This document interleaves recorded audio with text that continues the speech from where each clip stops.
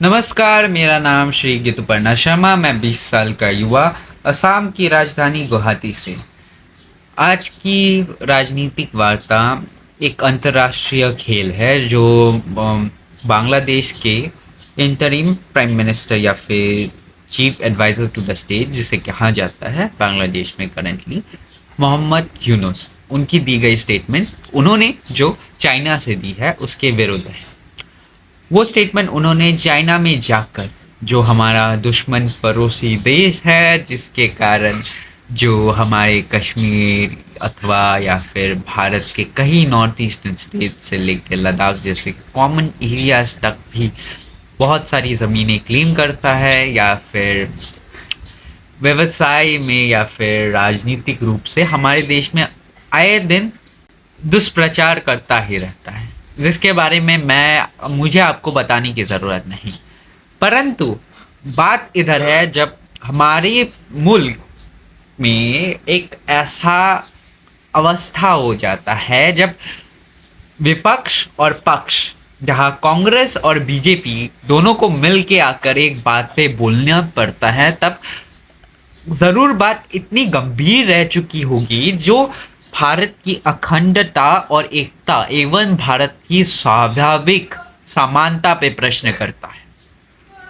तो मोहम्मद यूनुस, जो कि बांग्लादेश के इंटरिम प्राइम मिनिस्टर है, वो जाते हैं चाइना में एक समिट पे, एक दौरे पे। तो अपनी लोन्स, अपनी किश्तें माफ़ कराने को, अपने वो क्या कहते हैं, क्योंकि आपको पता ही है जैसे अमेरिकी सरकार में बदलाव हो चुका है और मोहम्मद यूनुस को अमेरिका से सपोर्ट नहीं मिलने वाला, तो उन्हें कोई और चाहिए ना, तो वो जाते हैं चाइना में। अब चाइना में जाके ना वो कुछ स्टेटमेंट्स देते हैं जिससे भारत भड़काऊ बातें चल सके, क्योंकि मोहम्मद यूनुस ना एक left leaning section of party से आते हैं जो क्लिंटन के अमेरिकी सरकार में क्लिंटन और ओबामा और जो बाइडन के बहुत बहुत करीब थे। अब बात ये है, वो वही पॉलिटिक्स भारत में खेलना चाहते हैं। उनकी दी गई स्टेटमेंट जहाँ पे वो बोलते हैं कि नॉर्थ ईस्ट ऑफ इंडिया, मतलब उत्तर पूर्व पार्ट ऑफ इंडिया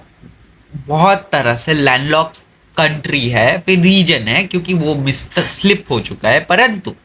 वो जहाँ पे जाके ये मिसस्लिप करते हैं वो जगह गलत थी। अब बात इससे खराब और तब हो जाती है जब भारत के विभिन्न राज्यों, जहाँ पे मणिपुर के एक्स चीफ मिनिस्टर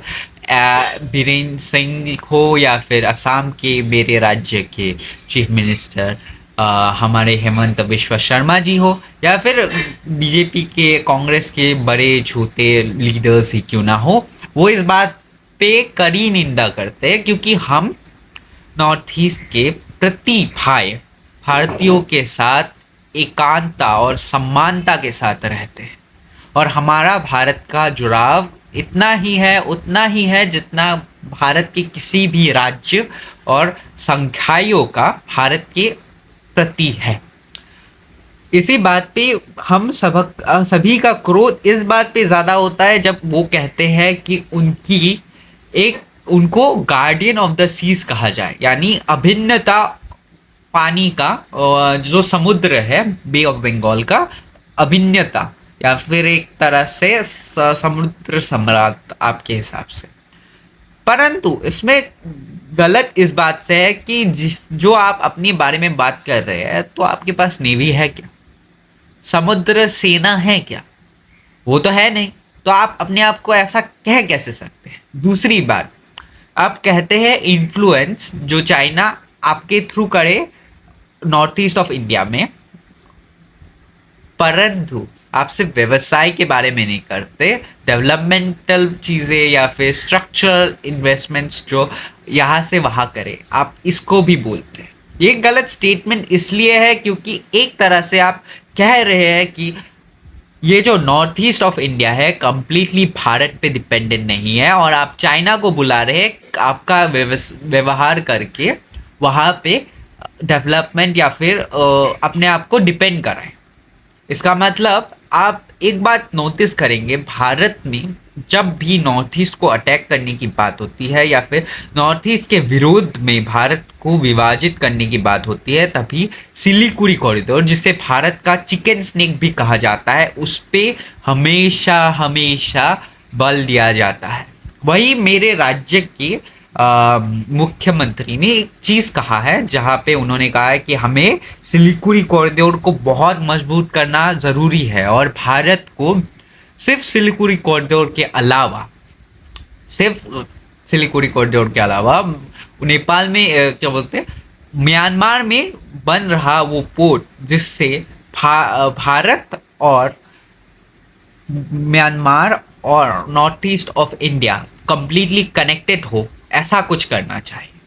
और इस बात में मेरे कहा कि अगर आप मेरे राष्ट्र, राज्य या फिर समाज के विरोध कुछ ऐसा फिर कहेंगे, तो हम भी आपके राज्य, राष्ट्र और समाज के विरोध में कहेंगे, क्योंकि आज भी हमें पता है कि बांग्लादेशी हिंदूज के साथ जो हुआ वो गलत था। आज भी हमें पता है जो जैसी रूप से आपने सरकार बनाई वो गलत था और सरकारी पावर का गलत उपयोग तो ज़रूर हुआ है। इस बात पे हर किसी का मत अलग हो सकता है, परंतु आप एक डिक्टेटर है, ये बात सत्य है। नमस्कार, मैं अब से अलविदा लेता हूँ, आपका सामाजिक भाई। धन्यवाद।